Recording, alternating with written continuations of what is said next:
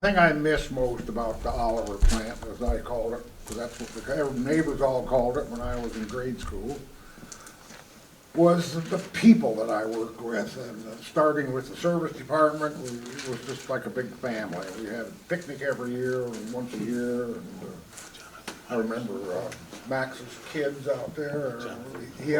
Max had a son and a daughter, and the daughter was a little older. And she'd been doing something to the boy, picking on him, and he didn't think he was being treated very fairly, and he went and complained to their mother about it, and she says, well, you have to watch out for girls, they're kind of tricky, you know. And he says, yeah, but that's a lesson I've learned hundreds of times already. And just everybody's kids were there, and they were having a good time. We had some really interesting characters working there too in the service department. Some of them came from down from Minneapolis. We had Cal Overley. Those guys took them about a year to find a place to live down here, and he was one of them. He stayed in the motel during the week, went home every weekend, and he could drink a 6-pack of beer before he went to supper every night, and you'd never know he'd had a thing to drink. I've never seen a guy who could tolerate alcohol the way he could. And every time I'd go somewhere to take foundry shipping or go over to see what was going on the assembly line, he'd be a note on my telephone to call back BR 549. Well, of course, never watched Hee Haw, that was the Junior Samples was always putting an ad telling to call BR 549. And we had some interesting people in the field service organizations, which was my job, and the other 2 or 3 guys that had similar job descriptions was to support those guys. We'd go out and visit with them, try to help them whenever we could. And we had one up in Wisconsin named Ray Larson. He's the only guy I ever knew that tried to put 2 fuel injection pumps on a 310 engine. These guys were smart, some of them. We had one out in Idaho. I spent a weekend in Idaho one time doing the vibration problems on 1750, and they just those guys always treated me real good when I was away from home. He was a Jeep driver. He had a Jeep Wagoneer, took a lot of pride in it, and took me up to Sun Valley where the Kennedys spent their vacations, and he let me drive his Jeep, and that was quite a compliment if he let me drive his Jeep. I was supposed to act, and I did act appreciative of it. And he kind of always reminded me of a German scientist. He had rimless glasses and a very precise individual. And we had these guys come in every year for a week at service school, usually the week after Thanksgiving. And some of them would come up here in their cars from the south, and 20 below one of those 2 weeks, and the cars wouldn't start. I didn't finish my story about the guy in Wisconsin who put 2 injection pumps on a 310 diesel engine. He used to, at the sales demonstrations, he used to just love to get a hold of a 2255 4-wheel drive and follow a 4150 with it. And he just chased that thing till his tongue was hanging out. 2255. There's really some interesting people, and I miss that. Most of the other jobs I've had been kind of dull and boring compared. Hey. Oh. That guy's name was Jonathan Winters. Yeah. And he looked exactly like him. And if you had the 2 guys side by side, you would know which one was which.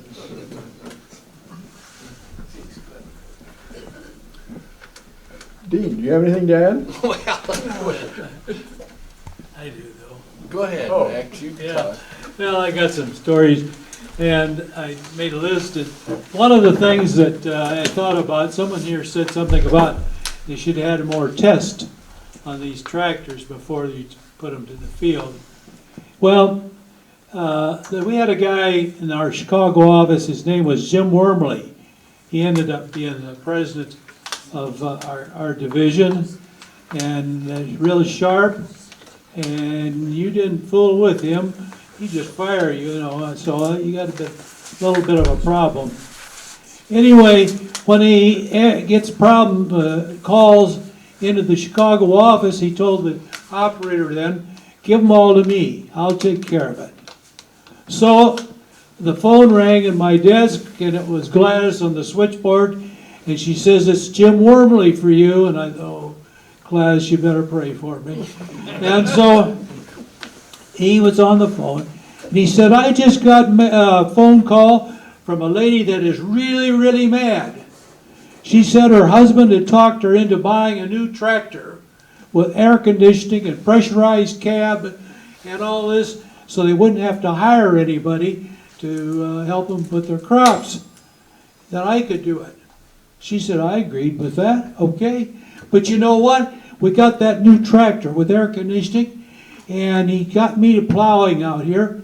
First morning we've had the tractor and working it, and she said it was hot and humid, and so the air conditioning was a good thing.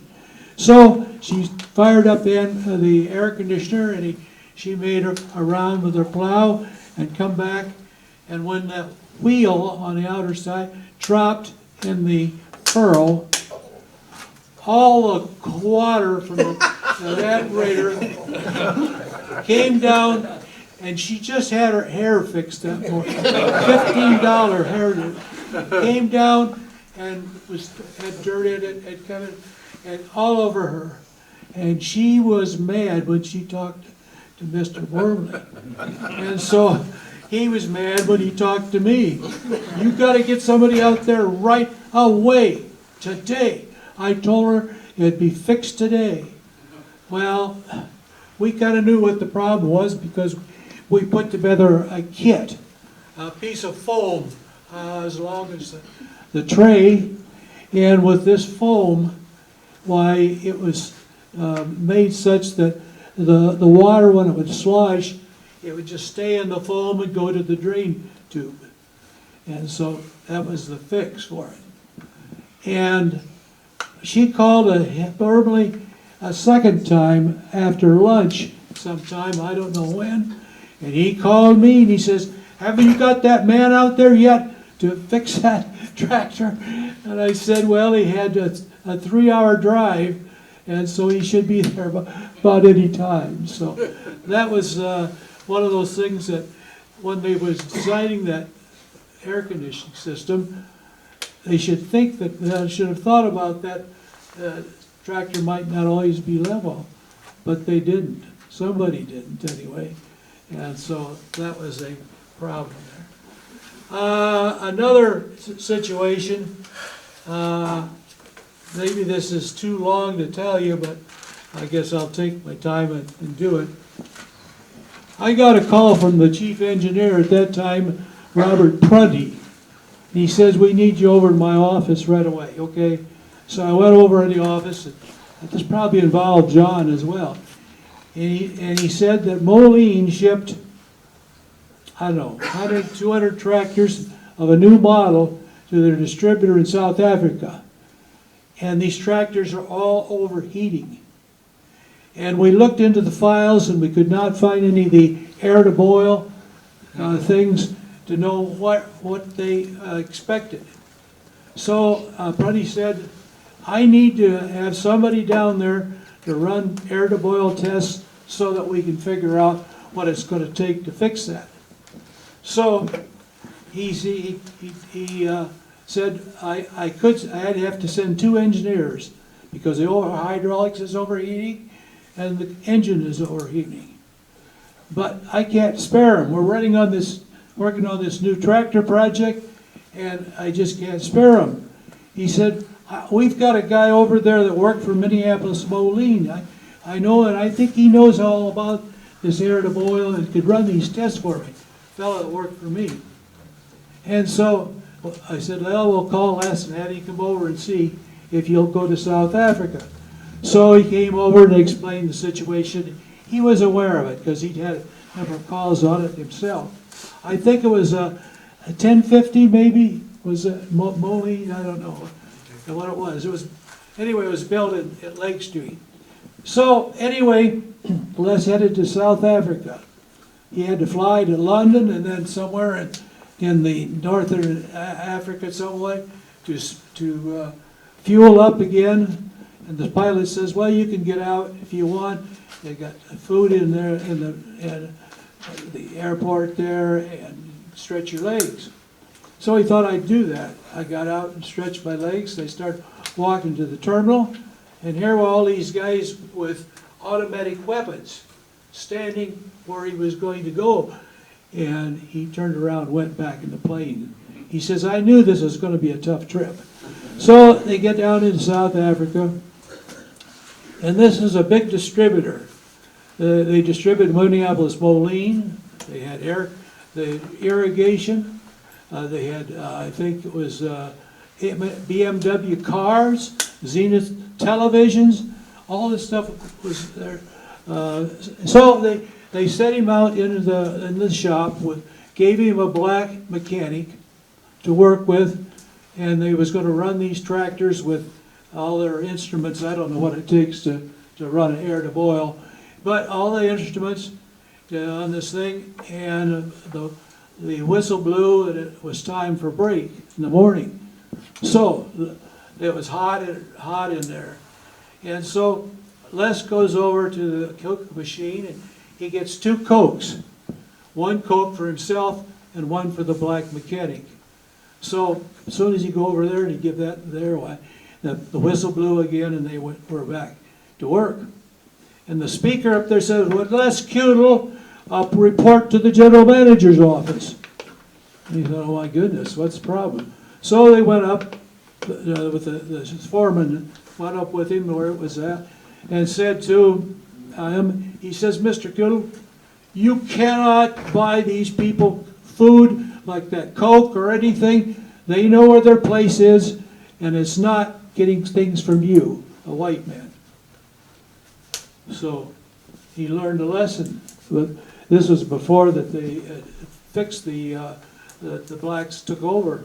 So anyway, he went back and went to work again, and then the fasteners holding the sheet metal on were hot, and the mechanic dropped them on the floor. And the supervisor of the shop there come over. He carried a lanyard type thing, and he took and he hit the guy across the back a number of times. And then when he left, Les told this foreman, he says, "You didn't have to do that for me." I said, that's not the way we treat people. So we went back to the tractor, and what do you know? Mr. Kittle, would you report to the general manager's office? So he goes up to the general manager's office, and the guy said, I just talked to the vice president of export sales, that you're a troublemaker. And he said, tell Les if he doesn't straighten up, he can find a new job. He will not be working for our company anymore. So Les went back down, and they finished the job, and they went back and got back to Charles City, and gave John, I think, probably. That was before my time. That was before your time. Yeah. The information they needed, and so then they designed, included a new radiator with more capacity, a new oil cooler, and I don't know what all. They shipped some of those parts to South Africa. Well, then they came back and says, we need somebody to install these and run these air-to-boil tests again. And so they called him, Les, what do you do this? He says, no way am I going back there. They said, okay, then I got a call from Doug Williams, my boss, and said, ask Les if I went with him, he would go back. And Les says, yes, he would. So we went back, and it saved I don't know, it was 100 or 200 tractors they'd shipped down there. They had to send all these kits for to make them fit. So that Les learned a lesson about dealing with the people in the export.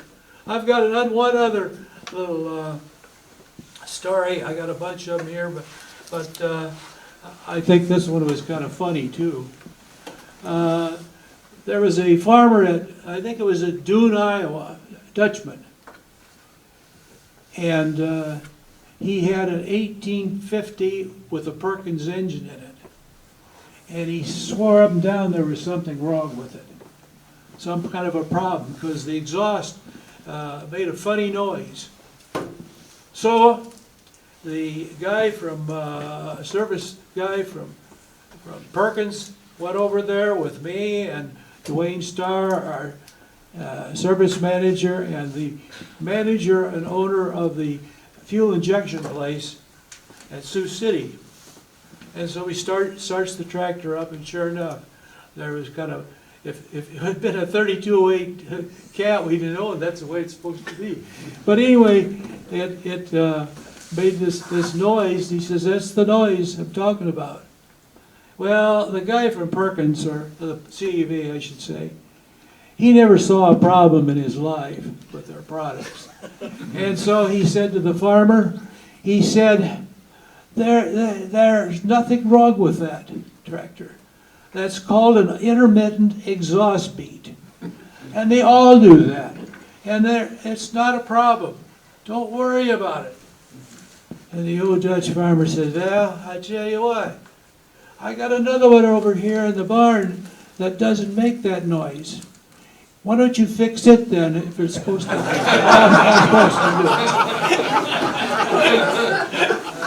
So we proceeded to take the injection pump off his tractor. And the end of the story is, if you've got one of the last 500 1850s built, you had a much better engine in that tractor, because what they had to do is beef up the drive train for the injection pump.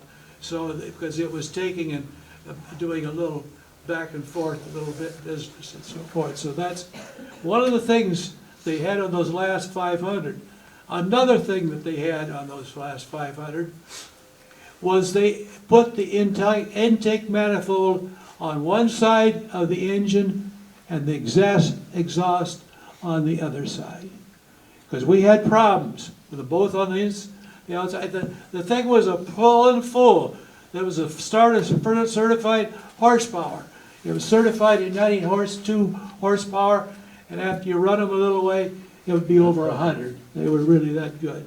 But anyway, that manifold would get hot, and you probably know the story. It caused the intake manifold to move and work the gaskets out underneath it. And it would suck air, dirty air, and it would sand out the engine. So anyway, the old I don't know whatever they did for that guy, because it took a new drivetrain to take a new block, and I don't know. But anyway, that was the situation. And you mentioned someone about injection pumps, the CAV injection pumps. We had a dealer in Wisconsin called the Turk. You ever hear of the Turk? Okay.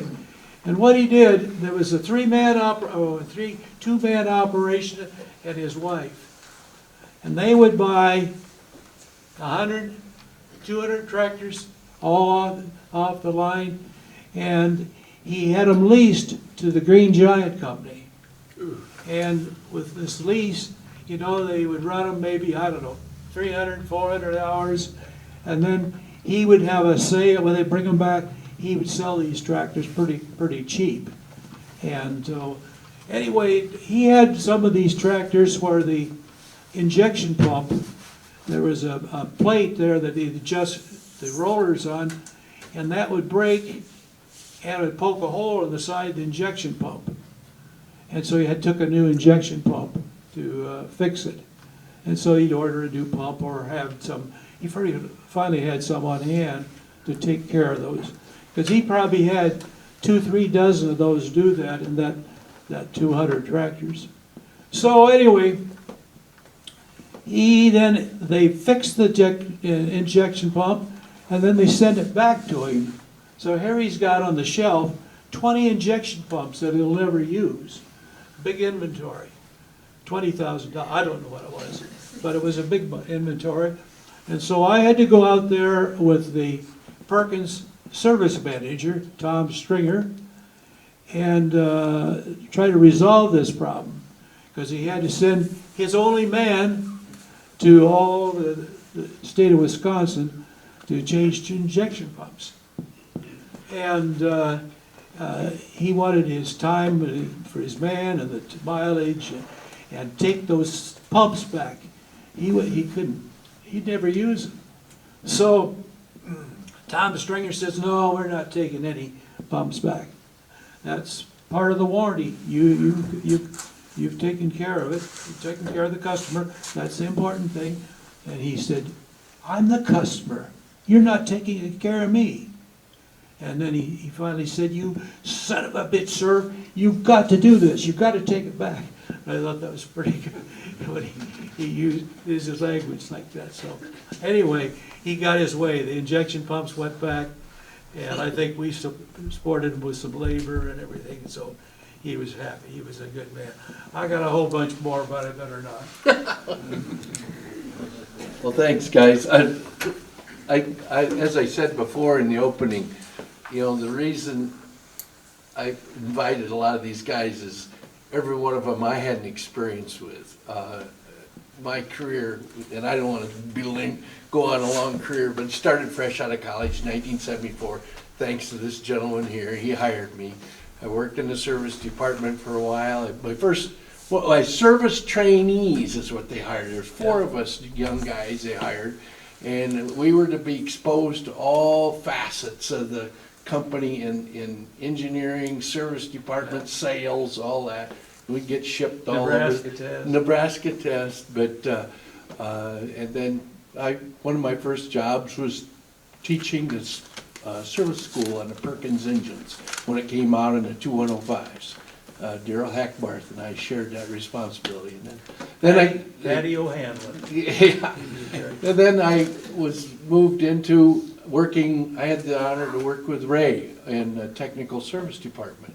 And it was really an interesting blend of us guys. I loved that, because Ray was the 55 series expert. He knew the hydraulic system inside and out. Les Cudel was the Minneapolis Moline man. And if it was anything to do other than Minneapolis Moline, you knew that call was coming your way. When you hear him answer it, I got just the man for you. And they'd say, Ray, take this call, or Gene, take this. And then Bill Smerling, and correct me, Ray, did he come from Cletrack originally? Yeah, I think he did. Well, no, Bill Where did he Ballman come did. from? Bill Smerling actually came from the sales department, as far as I know. He and Ed Cruz would set up all the shows. Yeah, and He had been an independent contractor before that, and he'd used the equipment and knew all about it. One of my experiences, well, I got sent out to set up a farm progress show with Bill Smerling. It was down to Nevada or somewhere in that area.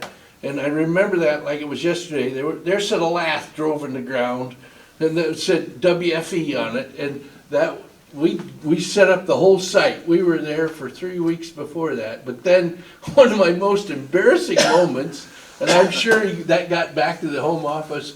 I was during the show, I was in charge of driving the 4180 on like a 9 or 10 bottom plow that they'd pull through the arena, that had a railroad tie buried in there, and it tripped the automatic reset. And who was the guy that announced it had the shotgun? Who was the Jim Young. Was it Jim Young? I think so. Or no, was it that guy? He was the guy on the platform talking. Okay, well, here comes the 4180, and I fired that thing up, and I caught the corner of a post that was holding the sign up, and it busted the sign loose. Here I come out, and I'm sure everybody in that crowd thought, oh, what city slicker they got there. But that was very embarrassing. There I have to sit in front of that crowd, and they're all talking about me. But then I went from there to experimental, where I was able to, I worked for Ivan Anderson, who just had the estate sale, and I took the 100 series tractors out to Nebraska, the 100, 120, 140, 160, 185, and then I also took the Deutsch tractors out there, the 150, 170, and 190, and then also prepared the American series for the Nebraska test, but then they transferred that to Coldwater. But that was a really exciting or interesting times because we had some very good performing tractors. Those 100 series with that Cummins engine were just unbelievable. We had, and I don't want to bore you guys, but there was one particular test. We had the 160 on the dynamometer out there. The first test is what they call a 2-hour, do you remember that, Ray? It was a 2-hour maximum horsepower tester where you ran the engine down to rated RPM, and they were taking fuel consumption readings. And Dr. Lidoviticus, was he there when you were there? Yeah, he was there, yeah. He was he had a really interesting story too. He was a refugee from a Jewish refugee that left his home during World War II. He was 9 years old, and he said, the last time I saw my parents, my mom kicked me out of the house, and I headed for a barn, and I lived on eggs and milk for. Finally, he got to the United States, worked his way up, and was head of the Nebraska test. But he come flying out of his office, and we were in the middle of that test, everything's clicking away, you know, and he said, there's no way a tractor of that power can use that little amount of fuel, because we were, you know, measuring fuel consumption. I said, well, that's where it was in Trail City, you know. It can't be right. We're tearing down, and we're going to readjust all our calibration and everything. So they spent the whole night there readjusting. Next morning, fired her up, click, click, click, click, click, click. All the numbers come back up and the exact same. And yes, that's it. And what we did, we shattered the fuel economy records for that. There was always a goal of 0.4 pounds of fuel per horsepower hour consumed, and that thing come in at 393, 0.393. Just blew everybody out of the water. And so that was a really harrowing moment. But Ivan Anderson was my boss. He'd always say, he'd go out with Larry Brackle, myself, and Ivan Anderson. We went out to on those tests. And Ivan, the reason his estate sale was so large, and I can speak freely about that now, I think, but he'd take off during the day to go rummage sailing. He'd say, well, Dean, you're in charge, bye. He's looking for cameras. He was a camera fetish, just loved to buy cameras, and so that's what he did. But that was interesting. And then after they moved engineering to Coldwater, and I wouldn't move, then I was offered the opportunity to head up, which I'd never been involved in manufacturing before, was to be the factory maintenance supervisor, and I reported to the gentleman in the back of the room, Denny Bartz. He was overall at Trail City maintenance and repair. And I was a new greenhorn kid, and that's where I got to know Greg in manufacturing, because he was in heat treat. I was, of course, we had a lot of things involved there. But one interesting story, and I'm sure, I don't know if Denny's heard this or not, one night, it was the middle of February or whatever, colder than blazes, at about 3 o'clock in the morning, I get a call from the guard shack. And it's, the guard says, hey, the boilers are down for heating the plant. You've got to get something in here going. I said, well, call Gary Gerhardt, who was our kind of our heating and ventilation guy that headed up the boilers. About 10 minutes later, I get a call, and he says, Gary told me to tell you he's not coming in until you come in, because he's scared of the dark. Well, he just wanted to drag her. So we go in there, and found a relay was burned out on the boilers or something, got that repaired. Well, in the meantime, then boilers are down. Then you got problems because you got airlocks all over the plant with air handlers and everything else. So we're riding around in the plant with our scooter, checking air handlers, making sure steam is coming back up. And Gerhardt spots the guard, whose name was Steinberg. Bernie Steinberg was the guard. This was like 3 o'clock in the morning. Here he is, sound asleep. And he had an alarm clock set right beside his chair that would trip to wake him up, so then he'd go make his rounds. And Gerhardt said, we're going to steal his shoes, because here he was, sound asleep with his shoes off. I said, Gary, you're going to get me fired. And I said, no, you'll be fine, you'll be fine. So Gary goes in there, sneaks in, steals the shoes while Steinberg sound asleep, takes them off. We're hiding in the